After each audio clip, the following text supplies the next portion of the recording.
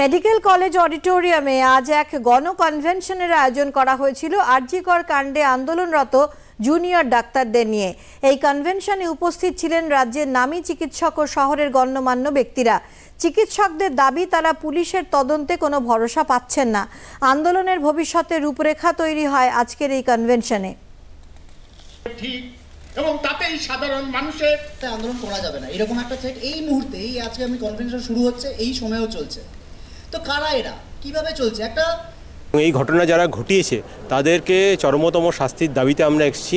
এবং এর মধ্যে যত দিনগুলো কেটে গেছে, এক একটা দিন দুঃস্বপ্নের মতো আমাদের কেটেছে। আমরা প্রত্যেক দিন ভেবেছি যে আজকের মীমাংসা হবে, কালকের মীমাংসা হবে, কিন্তু আমরা যত দিন যাচ্ছে তত বুঝতে পারছি যে এই ঘটনাটা ক্রমশ আরও জটিল থেকে জটিলতর হচ্ছে। পুরোটাই ধামাচাপা দেওয়ার চেষ্টা পরে হয়েছে বলে বিশ্বাস করি না, আগে থেকেই সুপরিকল্পিতভাবে ষড়যন্ত্র করে পুরো হত্যাকাণ্ডটি ঘটানো হয়েছিল।